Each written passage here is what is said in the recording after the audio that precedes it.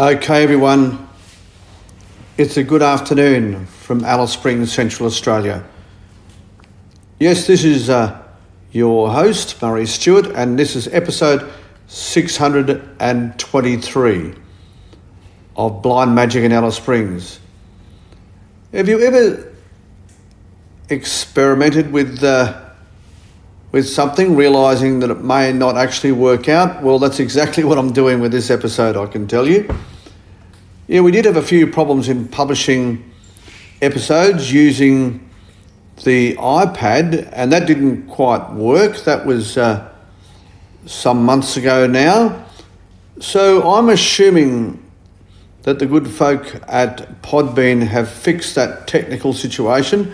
So we're giving this another go using an iPad. So let's see how it goes. Otherwise, I'm going to waste a few minutes of my time. If that's the worst thing that happened, that's okay by me. I want to talk to you about one of my great loves, and that is the sport of cricket. And of course, that means I entirely back the Australian cricket team. And why wouldn't I? I mean, they are now, without doubt, the best cricket team in the world. But there has been a little bit of a controversy with Dave Warner stepping out as to who would replace him. And I think the Australian selectors have made what I would call an interesting decision. Steve Smith, who put his hand up and said, "I want that," he's been anointed as the new opener for Australia. And Cameron Green, who in my view is yet to establish himself at the test level, he's going to bat number 4. As I said, this is an interesting decision. It's not a decision that I would have made, I confess.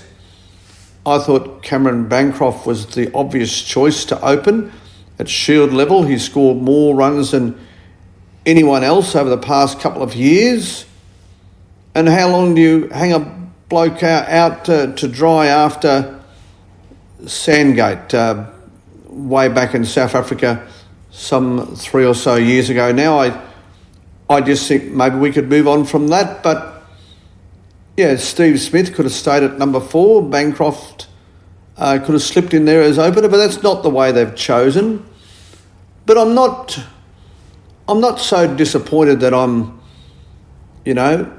throwing cups around the room or anything like that. I'm not. I've learned to trust the Australian selectors over this past couple of years. They have made some interesting selection choices over this past 2 or 3 years, and they've all pretty much worked.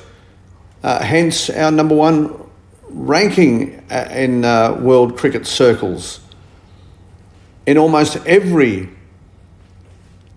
aspect of the game, whether it be 2020, 50 over cricket and or test cricket, Australia is top of the tops, or top of the pops, as they say. But look, so I'm gonna trust them and see how it all pans out. I guess one of my concerns is that our squad, although they are very, very good, they're not getting any younger, and Steve Smith, surely he's coming toward the end, so there'll be another alteration that will need to be made sooner rather than later. So that's one of the dilemmas confronting the Australian cricket team. But as I said, if you think about some of the decisions that have been made in recent times, leaving some key players home in the Tour of England, but that worked. And then the decision not to go with Carey as the wicketkeeper for the 50 over World Cup, but once again that worked. So it's unusual for me to back decisions made by authoritarian leaders of major sporting organisations, but I'm going to back them because, as I said, we can't argue with the facts. And George Bailey, who is the chair of this of the selection team. He's a good man. He's got great knowledge. And we'll just see how this one works. And even if Steve Smith doesn't work as the opener, as I said, he was going to retire at some point very soon anyway, so I guess it doesn't really matter. Cameron Bancroft will probably come in at that point. And hopefully by then, Cameron Green would have established himself in the number 4 role. That I think is the most interesting aspect of this, is the fact that they've backed Cameron Green to bat at number 4. Because I don't think he's actually established himself at test level yet. He's still a relatively young man at 24 years of age. He's certainly got promise, no question about that. Good all-round cricketer. But I'm just not sure that he's an all-round proven test player yet. Let's see how he goes. Good luck to the young man. Very nice young fella. Big boy, hits the ball hard. Imagine him and Mitchell Marsh together. Oh, wow. Oh, geez, I wouldn't be sitting in the front row. I tell you, they both hit the ball very, very hard. And there's another decision of the Australian selectors that has proven to be an extreme success, bringing Mitchell Marsh back in. Wow, is he on fire? And we must remember that Steve Smith started batting at number 9 for Australia, and the selectors backed him to move up, and he became one of the best players the world has ever seen. So why not try him as an opening bat? It won't be for a long time, but it could be for a good time, folks. Geez, I'm looking forward to the tour to New Zealand. I think the West Indies coming out here might be a little bit of a fizzer. They're not exactly on fire, are they? Nowhere near the team they used to be. Wow, were they amazing in the 70s and 80s. But anyway, all good things come to an end, I guess. But it'll be a little bit of a head out for the boys before they go to NZ to take on the Kiwis, who are a very much improved team in recent times, shall I say.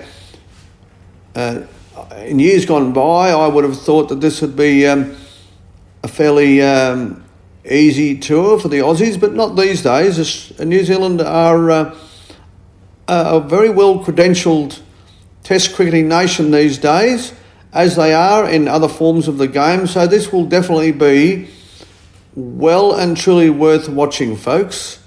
I'm very much looking forward to it. So that's where I think Cameron Green and Steve Smith, that selection or those selection choices, will be more tested on that tour. So maybe they'll get their eye in against the West Indies and be right to go for the Kiwis. Let's see how we go. But that's my thoughts anyway, folks. In the end, I'm coming down on the side of the selectors. Sometimes you've got to be brave.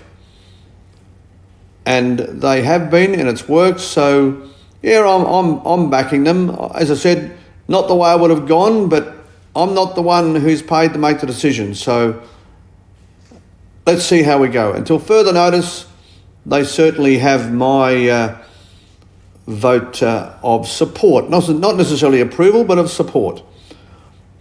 Okay, folks, this has been episode 623, a Blind Magic Communications production.